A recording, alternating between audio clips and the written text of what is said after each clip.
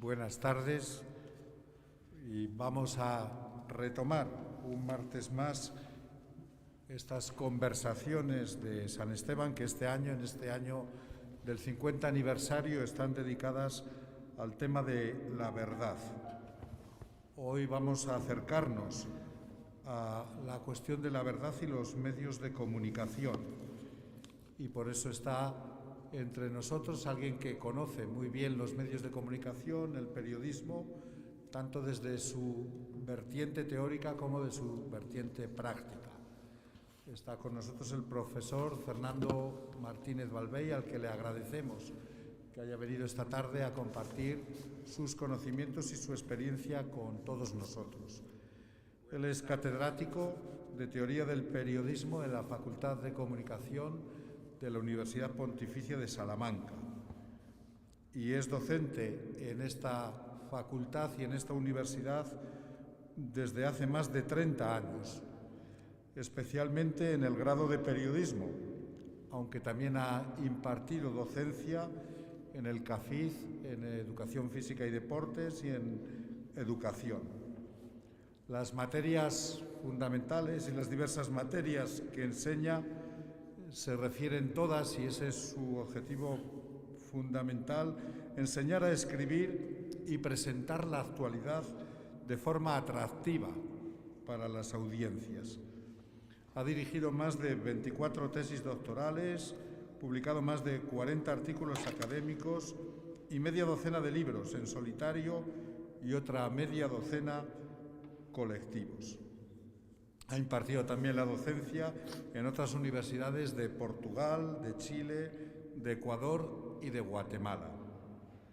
Ha participado en distintos proyectos, en uno nacional de investigación y de I+D+I, que se titula Norma y Discurso Español Panhispánico en los medios de comunicación, y en otros de la Junta de Castilla y León, como el proyecto piloto de adaptación de las asignaturas actuales a los nuevos estudios de grado de la Facultad de Comunicación de la Universidad Pontificia de Salamanca ante la armonización y convergencia europea de las enseñanzas universitarias, y ha sido director del proyecto Elaboración de materiales didácticos, texto guía, cuaderno y recursos de apoyo para la docencia práctica del periodismo argumentativo.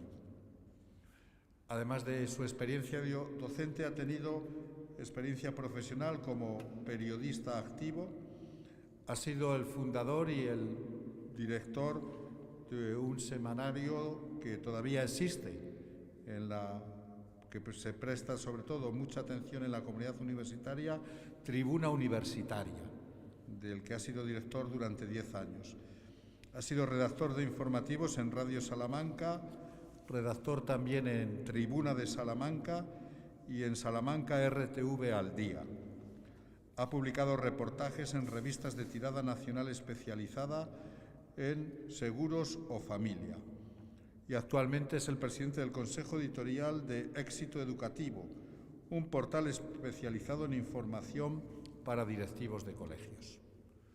Pues Fernando, muchísimas gracias por tu presencia aquí esta tarde entre nosotros.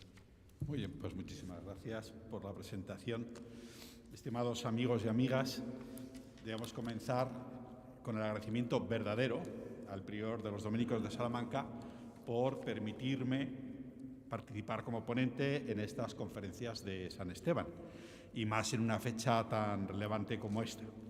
Al leer el plantel de otros conferenciantes, la verdad es que me sentí bastante abrumado, pues el prestigio y la calidad de ellos superan con mucho lo que humildemente puedo exponerles en esta sesión. Esta idea de la humildad pues es importante también, porque decía Santa Teresa que andar en humildad pues es andar en verdad. Y de verdad son estas conferencias de San Esteban quien dio la vida por la verdad, realmente por la única verdad que sí podemos escribir con mayúsculas. Me han pedido que hable sobre la verdad y el periodismo, que es un tema pues muy importante y controvertido. Realmente hay dos palabras en la vida de las personas que a todos nos mueven y nos motivan. No sé cuál tiene que estar por delante de la otra. Una es felicidad, todos queremos, todos aspiramos a la felicidad, y la otra pues es verdad. Todos queremos la verdad y todos aspiramos a la verdad. Son, por lo tanto, dos palabras realmente importantes en la vida de las personas y, desde luego, demuestra pues el acierto de haber centrado estas conversaciones de San Esteban sobre este tema en este cincuentenario, ¿no? Me parece realmente importante, ¿no? Voy a dividir mi presentación en dos partes, una es más breve y la otra es más extensa. Y en la primera les voy a hablar de cuál es la relación que tienen los medios de comunicación con su comunidad. Lo voy a hacer de forma rápida porque sirve para posteriormente entender algunas otras claves de la parte principal, que es hablar directamente de la verdad, de la información, de la opinión. Y esta primera parte ayuda o va a ayudar al final a entender pues un poco el planteamiento que les quiero exponer, ¿no? En la segunda parte voy a hablar sobre todo de dos conceptos que son importantes dentro del periodismo. Nosotros hablamos de información y de opinión, de tal manera que muchas veces se ha identificado la información con ese concepto de verdad y la opinión, como es algo subjetivo, se ha identificado con algo que no es, digamos, la verdad. No estaría tan vinculado a la verdad. Este es, por tanto, el esquema. Ya digo, primero voy a estar 2 minutos, no mucho más, hablando de esta explicación de cuál es la relación que tienen los medios con su comunidad. Porque todo acto de comunicación es donde vamos a ver esa idea de verdad. Muy bien, vamos con ello pues. Podemos percibir que nosotros, como personas, podemos vivir en dos tipos de comunidades. Unas comunidades las vamos a denominar geográficas y otras comunidades las voy a denominar virtuales. Las geográficas son muy sencillas de entender. Todos tenemos que vivir en un territorio. Todavía no somos ángeles y no creo que lleguemos a serlo, ¿no? No se puede cambiar, ¿no? Entonces, todos vivimos en un territorio y ahí podemos ver claramente cómo, en el caso de España y de muchos otros países, existen los periódicos que atienden a los intereses de la comunidad de ese territorio. En el caso de Salamanca, pues tenemos la Gaceta de Salamanca, la edición del norte de Castilla. En el caso de España como territorio, como geografía, pues tendríamos El País, el ABC, La Razón, ¿de acuerdo? Y también vemos la importancia que tiene esto de lo geográfico, como muchas emisoras de radio, por ejemplo, tienen su parte local, su parte de programación local, de tal manera que van a hablar de aquello que interesa a la comunidad a la que se está dirigiendo en ese momento la emisora de radio. Se desconecta de la emisora nacional o de la emisora regional y pasa a la emisora local. ¿Para qué? Para que las personas que configuran esa comunidad geográfica conozcan lo que le interesa a esa comunidad geográfica. Primer tipo de comunidades, las geográficas. Segundo tipo de comunidades, las denomino virtuales. ¿Qué significan estas comunidades virtuales? No existen como las geográficas, pero son aquellas en las que uno puede verse involucrado, implicado, bien por una situación temporal o bien por una decisión propia de que le gusta algo. Por ejemplo, las personas que tenemos, porque yo tengo una mascota, un perro en mi casa, pues nos gustan las mascotas y dices, oye, pues hay esta revista de mascotas. Pues compro la revista Mascotas porque me enseña cómo cuidar a los animales, me da nuevas ideas sobre juegos o sobre alimentación o sobre vacunas, sobre sanidad. Bueno, tengo ese interés. el día que no tenga la mascota, pues seguramente yo ya no compre más la revista de las mascotas, no tendré interés en ello, ¿no? O hay una revista especializada para las familias, en la que yo he colaborado, por eso lo cuento, para las familias que tienen los hijos en edad quizás un poco más complicada, aparte de la adolescencia, que esa hay que dejarla a un lado, pues los niños entre los 6 meses y los 5 años. Entonces dices, oye, pues tengo un hijo en esa edad, una hijita en esa edad, pues voy a leer esta revista porque me puede aportar una información. Por tanto, bien de forma temporal o bien porque tengo un interés, yo pertenezco a una comunidad virtual de personas que les interesan las mascotas, de personas que les interesan los coches, de personas que les interesan o que están preocupados por los niños, la educación de los niños a esa edad, etcétera. Por revistas de política, revistas de deporte, revistas de decoración. Me interesa la decoración, me compro esta revista. Esas son el segundo tipo de publicaciones, ¿no? Las que van dirigidas a una comunidad virtual a la que puedo pertenecer en diferentes grados. Puedo tener una mascota y no comprar revistas de mascotas, no me interesa, pienso que ya lo sé o lo que sea, o estoy durante un tiempo vinculado con ello y mi grado de vinculación puede ser muy fuerte. Uno podría comprar una revista religiosa, ¿de acuerdo? Porque siente esa necesidad de formación en el ámbito pues, religioso, con una perspectiva religiosa. Y otra persona que sea religiosa, pues no necesitarlo y no lo quiere. O sea, el grado de vinculación es cada uno el que desea. Eso es lo más importante, porque la comunicación siempre es para otros, siempre comunicamos para otros. Por tanto, en el triángulo del que les voy a hablar, en la parte superior está la comunidad virtual o geográfica.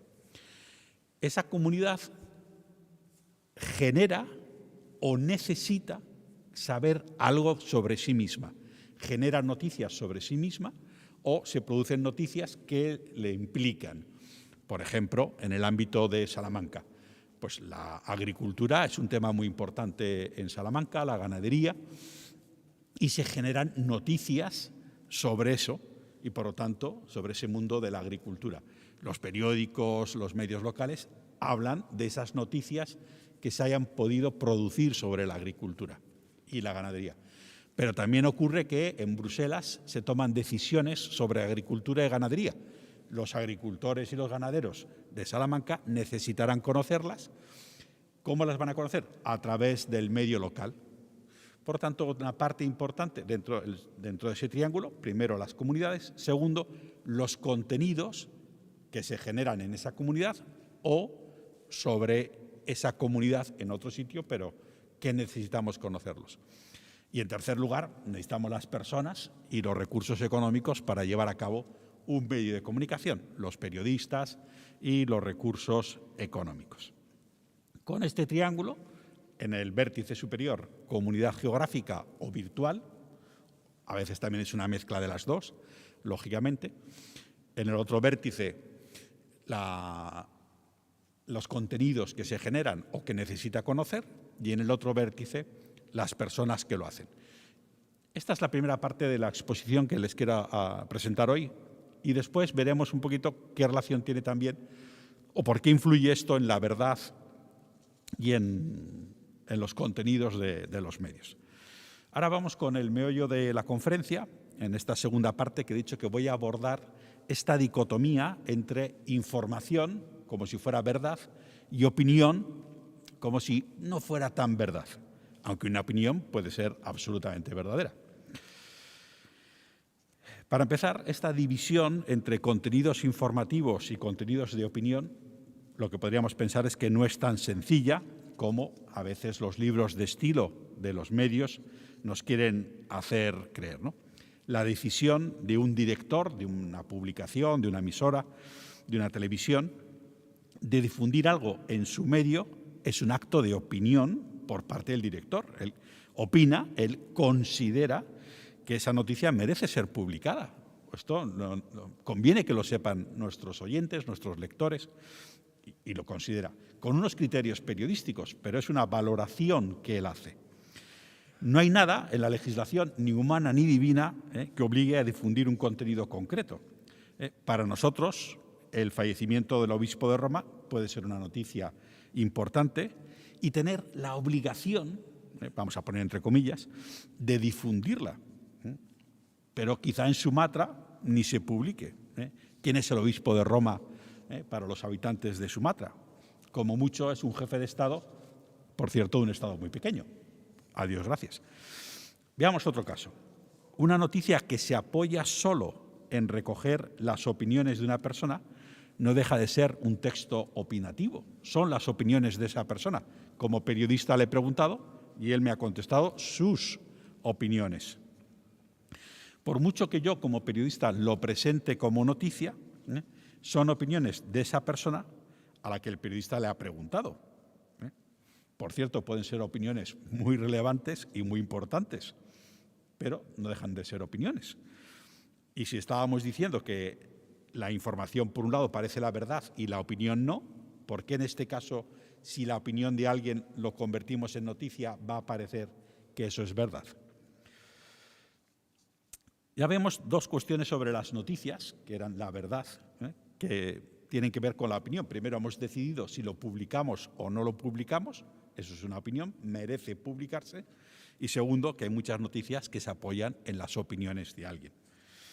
Ahora que entramos en campaña electoral, lo van a ver ustedes claramente, ¿no? Cada partido tiene una opinión de lo bien que lo hacen ellos y de lo mal que lo hacen los demás. Bien, algunos analistas del periodismo, como la socióloga Gaye Tuchman, explican cuál es el artificio retórico del uso de citas de opinión de otras personas. Y la cito. Dice, los periodistas consideran la cita de opiniones de otras personas como una forma de aportar pruebas de apoyo. Al introducir la opinión de alguna otra persona, creen que se están apartando de sí mismos de participar en la información y que están dejando hablar a los hechos. Añadiendo más nombres y citas, el periodista puede suprimir sus opiniones de la información, consiguiendo que otros digan lo que él mismo piensa. Por tanto, es un artificio retórico. No te lo voy a decir yo. Yo tengo esta opinión, pero bueno, aquí tengo esta fuente, que lo diga él. Ah, ya está. ¿Y por qué no has preguntado a la otra fuente? La inmensa mayoría de los libros de estilo periodísticos insisten en el papel informativo de sus medios de comunicación, identificando información con veracidad y propugnando una radical separación entre información y opinión. Por ejemplo, ABC dice, deberá separarse escrupulosamente la información de la opinión. El País, la información y la opinión estarán claramente diferenciadas. El Mundo nos recuerda, aunque este ya, como es un poquito más moderno, ya le podemos, dice, aunque la selección y colocación de elementos en una noticia implica necesariamente una elección subjetiva, claro, el director ha dicho, o el redactor jefe, hagamos esto, no hay lugar para incluir opiniones o juicios de valor, después volveremos sobre este tema de los juicios de valor, en las noticias. Aquí está el meollo de la cuestión, ¿no? El prestigioso Grupo Vocento también insiste en la separación nítida de información, opinión y publicidad. La Federación de Asociaciones Españolas de la Prensa, en su código ético, dice, el periodista establecerá siempre una clara e inequívoca distinción entre los hechos que narra y lo que pueden ser opiniones, interpretaciones o conjeturas. Hasta aquí vemos la idea de separar información de opinión en los diferentes medios. Ahora vamos a ver cómo esos libros de estilo dicen que hay que presentar la información. El Grupo Vocento dice, al periodista le corresponde proporcionar la información más veraz, completa, comprensible, rigurosa, imparcial, para que el lector pueda formar su opinión de la forma más cabal. Imparcial.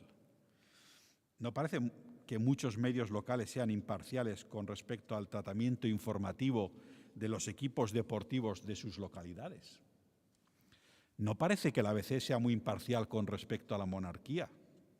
No parece que la ABC sea muy imparcial con respecto a la eutanasia o al aborto. El Mundo lo que hace es cambiar la palabra verdad por exactitud.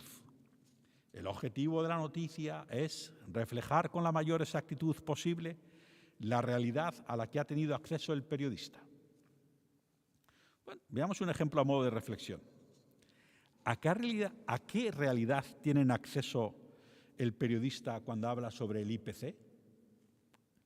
¿A lo que dicen unas fuentes, unas instituciones? Y si esa institución oculta el dato que le perjudica a la institución y el periodista no tiene capacidad de ver todo el documento, ¿cómo sabemos que lo está haciendo con exactitud? Otro ejemplo, ¿qué exactitud hay cuando la policía local dice que en una manifestación fueron 300.000 y los organizadores dicen que fueron 1 millón? Por lo que se ve, la única exactitud sería decir lo que ha dicho cada uno. La policía 300.000, los organizadores 1 millón. Pero eso, ¿cómo nos deja a los lectores? ¿Cómo nos deja a la audiencia? ¿Cuál es el sentido de una información así? Es verdad que cada fuente ha dado un dato, pero ¿ese dato es verdadero? Más aún, ¿existe ese dato verdadero? En cuanto a datos, puede que sí, que haya un dato verdadero o que se aproxime más a una verdad. Pero cuando nosotros interpretamos también, ¿qué ocurre cuando estamos interpretando como periodistas? Si alguien dice que la causa de que Sánchez no desautorice al ministro de Consumo, y esto lo hace porque así se habla del ministro de Consumo y no se habla de Sánchez, es una interpretación.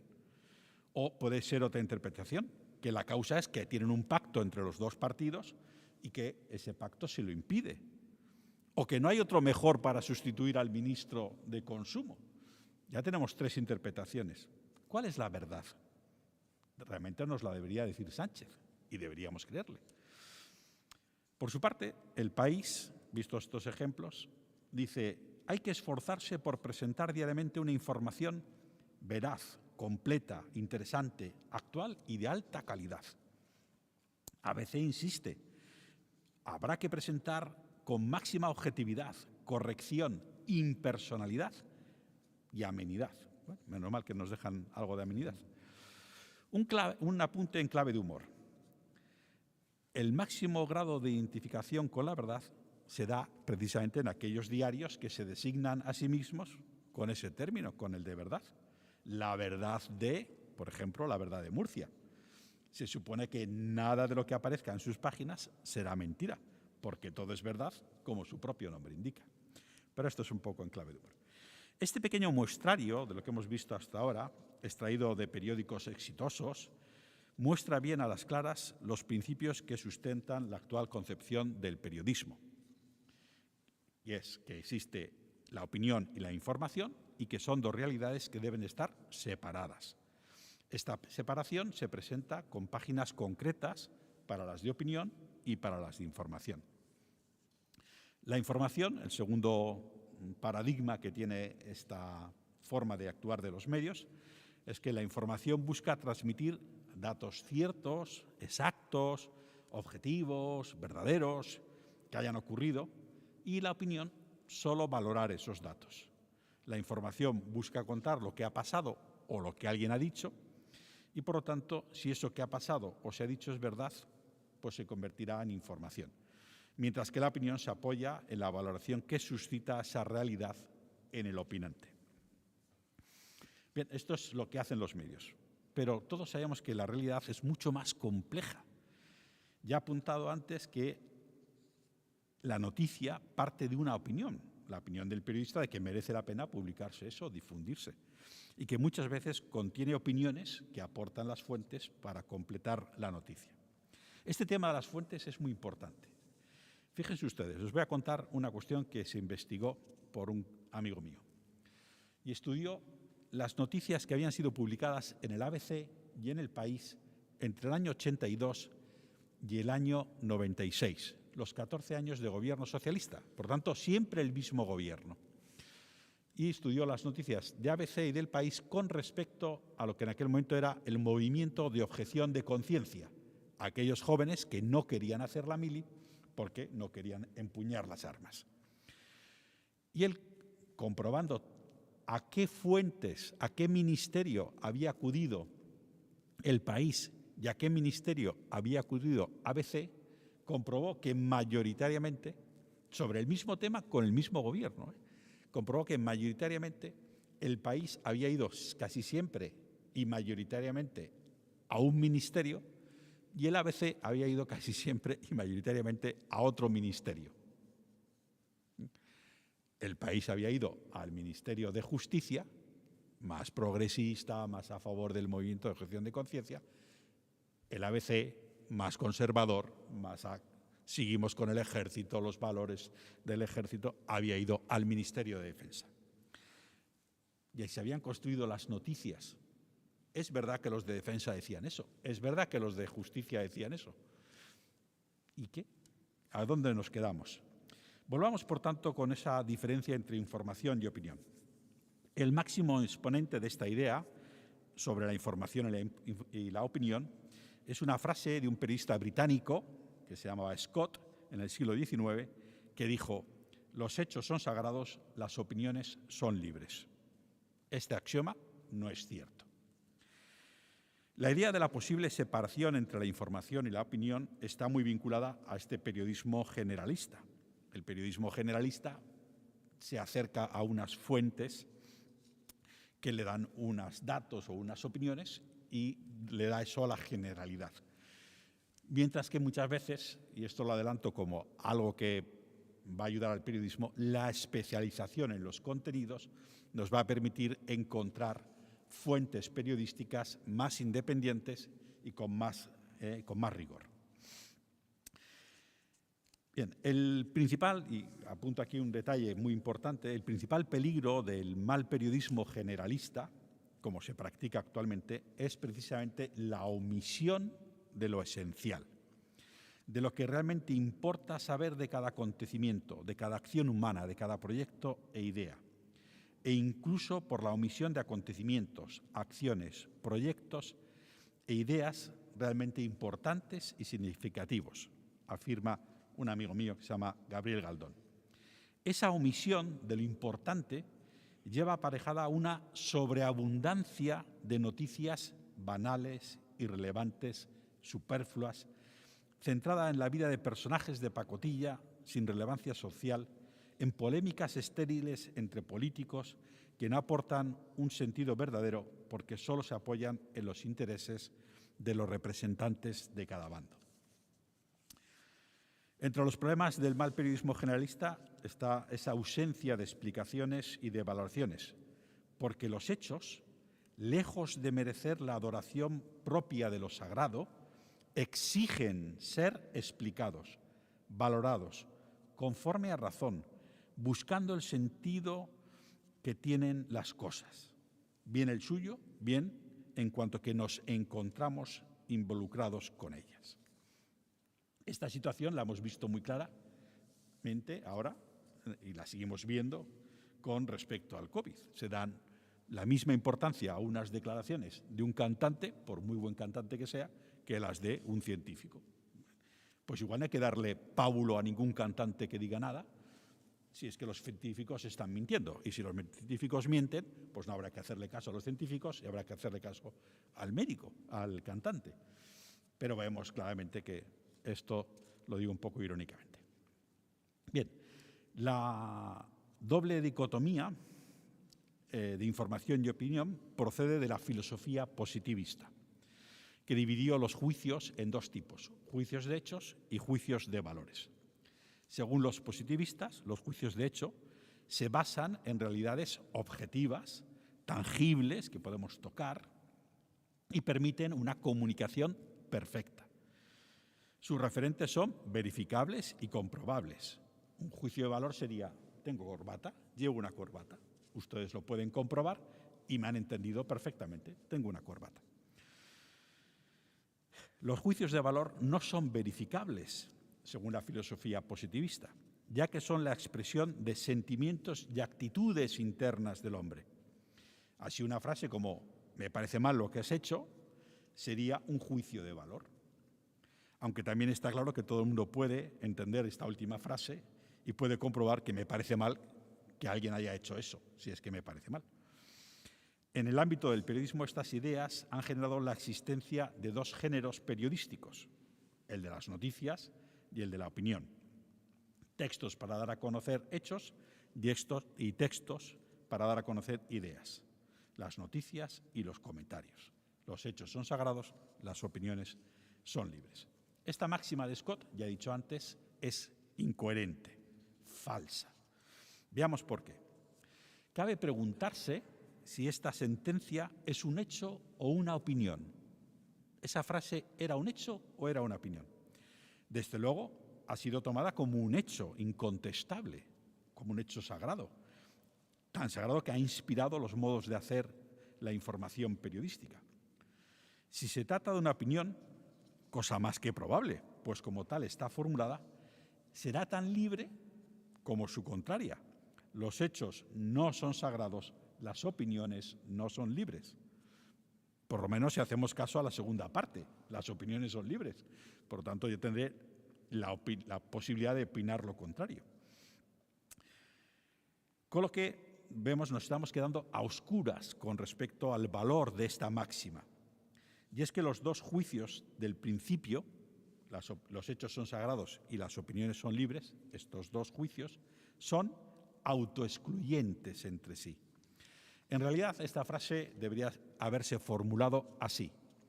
Lo que se decida ser incontestable será un hecho y lo que se decida ser libre será una opinión. La coherencia que exige el positivismo implícito en la fórmula no autoriza más que a decir lo siguiente: los hechos son los hechos, las opiniones son las opiniones. Así de claro. ¿De acuerdo? ¿Qué cosas sean los hechos y qué cosas sean las opiniones? Para el positivismo sería un misterio, realmente. Había un famoso presentador de televisión que decía: así son las cosas y así se las hemos contado. Lo único cierto que había en esa frase es: así se las hemos contado, porque así son las cosas, pues no lo sabemos. Bueno, durante mucho tiempo se ha apuntado que la opinión era intencionada, subjetiva, y que la información debería ser no intencionada, objetiva, libre de subjetividad. Esto tampoco resiste ningún análisis. Burguet, un profesor de la Universidad de Barcelona, explica: cualquier texto es intencional, también la información por principio, porque no hay manera humana de que sea de otro modo. Decir que la opinión es subjetiva y que la información es objetiva o es un disparate basado en una oposición sin sentido o es la coartada de una estrategia de engaño. Son palabras graves, ¿eh? De hecho, se puede ser tan subjetivo, dice, en el sentido perverso que los objetivistas atribuyen al término, ¿no? Como si fuera negativo ser subjetivo, tan tendencioso o tan sectario con la redacción impersonal, descriptiva de una información, como en un artículo de opinión. Tanto o todavía más, porque todo el mundo presupone la subjetividad, la intencionalidad y la parcialidad de la opinión. Estaríamos ya prevenidos, mientras que no todos acostumbran a tener clara la naturaleza subjetiva e intencional de la información. Más bien al contrario, a causa de los equívocos suscitados por la retórica de la objetividad, que a toda la buena fe del mundo, claro está, orquestan los medios de comunicación, dice este profesor de Barcelona. Yo les pregunto, ¿acaso no hay intencionalidad si un medio publica una información sobre su principal accionista, incluso aunque esa información sea cierta? Un periódico como el Marca tiene intención, un periódico como el Marca tiene intención de publicar noticias deportivas, lógicamente. ¿Cuál es el problema de su intencionalidad? De hecho, a mí lo que me preocupa es la gente sin intención o la que oculta su intención. La gente que oculta su intención me parece muy peligrosa. Lo que aquí apuntamos es que todo texto informativo es interpretativo. El periodismo, como actividad profesional, es una interpretación periódica, sucesiva, de la realidad social. Dice otro catedrático de Madrid: un informador, un periodista, distribuye su actividad profesional en 3 niveles. El nivel contextual, que identifica las noticias, distingue unas de otras. las compara, las relaciona, las jerarquiza. Se convierte en ese sentido en un intérprete de la actualidad informativa. En el nivel textual ordena los datos de cada noticia, la titula, distingue un párrafo de otro, evalúa los datos de acuerdo con algún criterio de mayor a menor interés, de mayor a menor importancia, presumiendo socialmente que el criterio que aplica deriva de su profesionalidad o intencionalidad profesional, y no de otra especie de intencionalidad como pudiera ser la ideológica o la motivada por un interés extraprofesional, particular o económico, que le dieran dinero por publicar algo. En este sentido, el periodista es, además de intérprete, un productor de textos, y específicamente de uno denominado texto informativo, vinculado con la actualidad. Los periódicos interpretan la realidad, los lectores buscamos una interpretación que más se ajuste a nuestros valores. Por eso, plantear una dicotomía entre información y opinión es más una ficción ante los lectores que una característica diferenciadora de cada texto. La diferenciación entre los textos informativos y de opinión se reduce muchas veces a cuestiones estilísticas, a su ubicación en el periódico, al modo en que se presenta. La información, dice este catedrático de Barcelona que cita antes, Burguet, no se puede deshacer ni de la interpretación ni de la opinión, que en un grado u otro siempre infectan la información. En ningún caso la información puede sacudirse la interpretación y la opinión implícitas. No se pueden separar nunca. ¿Por qué? Vamos a ver el porqué. En primer lugar, porque todos los textos utilizan la misma materia prima, el lenguaje, en su uso cotidiano y la referencia al exterior. ¿Qué pasa con el lenguaje? El periodista se posiciona ante la realidad al designarla con las palabras del uso cotidiano. Entre los aspectos positivos de movimientos sociales del siglo XX, como el feminismo, por ejemplo, cabe destacar que nos ha recordado que el lenguaje no es neutral, que sirve para mostrar o para ocultar realidades. El periodista interpreta la realidad desde el mismo momento en que la designa con una palabra, especialmente los verbos y los sustantivos. No será igual que un periodista indique que ha habido un asesinato o una baja en las fuerzas del orden público, que afirme que se defiende el derecho a la vida o se limita el derecho al aborto. Si el periodista hubiese escrito como título de una noticia «Muere un policía», eso sería insuficiente para entender qué es lo que ha pasado, puesto que hay muchos modos de morir. Se puede morir de muerte natural, lo que en principio no sería noticia. Se puede morir, en el caso de un policía, asesinado por unos terroristas. Puede morir en un accidente, en una acción de rescate a unas personas, lo cual es un acto heroico. El lector necesita, desde el primer momento, para que se sienta impulsado o motivado a la lectura, una cantidad de información que dan las palabras por su capacidad connotativa y denotativa. En la esfera de las acciones humanas, dice Manuel Casado, la pretensión de dar a conocer hechos objetivos sin valoración alguna resulta utópico. Aparte de que la misma selección de los hechos, ya lo hemos dicho, que se transmiten ya presupone una valoración, esto es noticia y esto no es noticia, la pretensión de que la pura descripción de hechos no esté cargada de valoración no es cierta. Por el simple hecho de emplear las palabras asesinato, tortura, robo, violación, mentira, injusticia, etc., estamos valorando la realidad. Con el significado aceptado en la comunidad lingüística nos encontramos ya valorando de manera negativa en unos casos los hechos que estamos refiriendo. Es más, en ocasiones, la tipificación de un hecho solo se alcanza mediante el significado que se le asigna al denominarlo. Muerte, espontánea o fortuita, homicidio, suicidio, asesinato. La pura facticidad, en este caso, estaría constituida por el simple hecho de perder la vida a una persona. El terremoto causó la muerte de una persona, pero sería insuficiente la palabra muerte sin otras contextualizaciones para dar cuenta de la significación precisa de un hecho, consistente en que un individuo quita la vida al otro o a sí mismo para lograr un fin.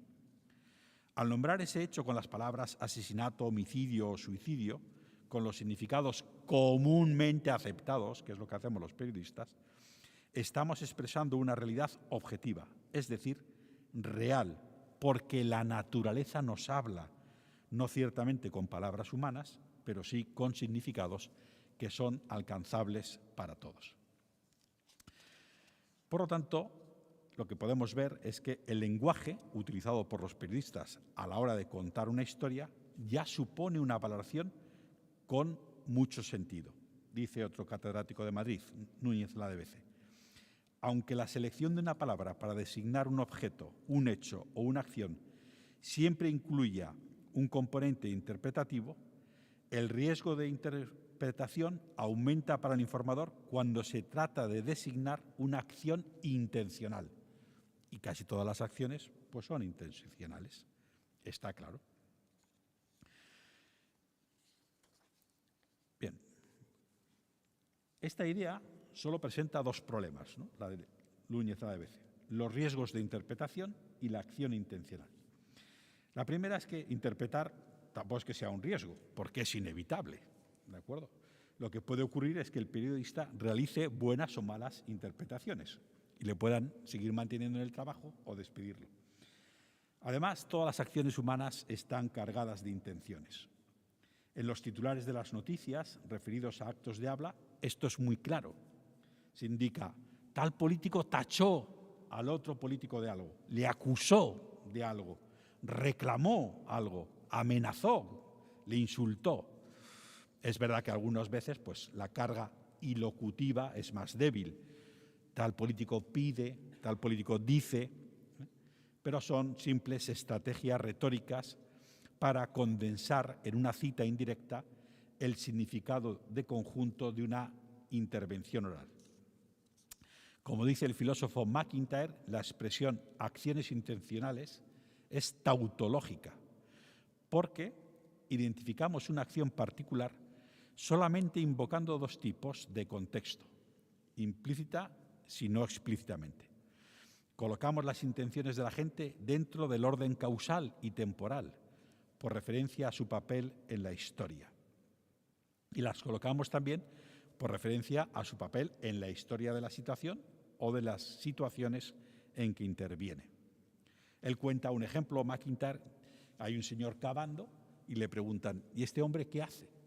Cabrían tres posibles respuestas: cava, hace ejercicio, complace a su mujer, que quiere que le cuide el jardín. Claro, cada palabra tiene su intención. Son elementos del texto tanto las propias palabras como el autor del texto y destinatario del texto. El autor y el destinatario también están presentes en el texto como lo están las palabras, decía Aristóteles. También habría que asumir el contexto como parte de lo que viene en el texto. El gran pensador Emilio Lledó lo planteaba con referencia a la actividad literaria, pero qué duda cabe que también se hace extensible al ámbito del periodismo. Le cito a Emilio Lledó: la presunta objetividad del escrito fracasa por esa elemental estructura de la soledad de un lenguaje que, para serlo, requiere convertir en buena parte al receptor en emisor. Esa es la importancia de la comunicación entre los dos. El comunicador no consigue esa objetividad, que sería la clave de los juicios de hecho, porque el lector está presente en el texto, también está presente. Por tanto, el lenguaje, tanto en su dimensión léxica como en su dimensión textual, no permite ser encerrados en esas categorías de juicios de hecho o de juicios de valor, porque las supera. Un concepto no puede ser definido sin referencia a lo que sea concepto como bueno. Un reloj no se puede definir sin referencia a qué es un buen reloj. Esto mismo lo expone MacIntyre. Además de esta dimensión del lenguaje, los periodistas hacen referencia al mundo exterior, tanto en los textos considerados informativos como los opinativos. ¿Cómo lo hacemos? En cuanto a textos denominados informativos, el periodista busca las situaciones, los datos, las declaraciones. Las situaciones pueden ser decisiones políticas que repercuten en la ciudadanía, ¿de acuerdo? Los datos pueden estar contenidos en un informe sobre una situación económica. Las declaraciones pueden haber sido realizadas por cualquier fuente. Las historias ayudan a entender la magnitud de las situaciones. El periodista utiliza estos materiales para construir su narración, que siempre es interpretativa, por tanto valorativa, que trata de explicar una parcela de la realidad. En el texto referido a la opinión, el editorialista, el columnista, también incorpora datos, que duda cabe. También puede incorporar declaraciones, situaciones, historias, y lo hace de manera directa, ofreciendo una valoración, o lo hace de forma muy explícita.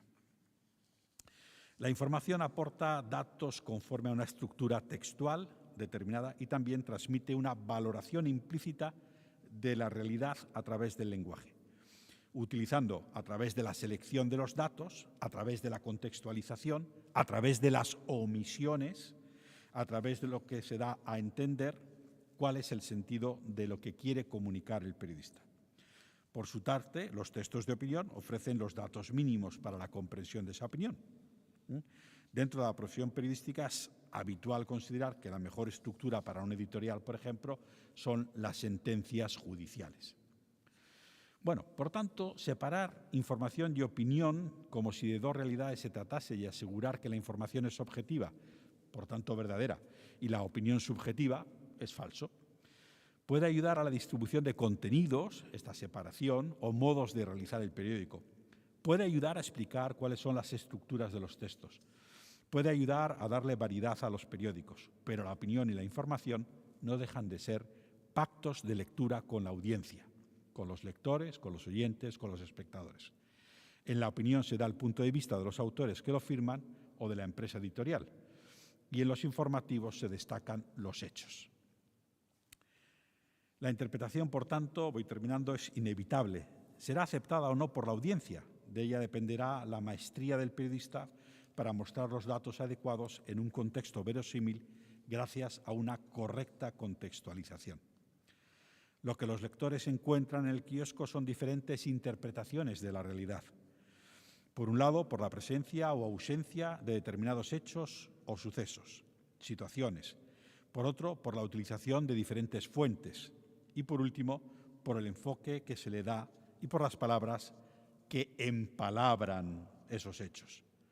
Muchas personas se sienten desorientadas por estas circunstancias. Pero aquí quiero retomar, ya para terminar, lo que he expuesto al principio, el triángulo de la relación de los medios con su comunidad. Existe esa comunidad a la que se dirige el medio de comunicación. El medio de comunicación le hace esa interpretación de los contenidos que necesita a esa comunidad. Y, por tanto, al existir distintas comunidades, van a existir distintas interpretaciones. ¿De acuerdo? ¿Pueden los medios de comunicación decir la verdad? Algunas verdades fácticas, sí, pero otras verdades, que podríamos denominar sociales, donde intervienen la voluntad y la libertad humana, es un poquito más difícil. Los medios de comunicación interpretan la realidad. Podrán acertar o no en su interpretación. Nosotros elegiremos, en función del medio de comunicación, la interpretación que nos gusta más, que nos cuadra mejor. Y esa es la verdad.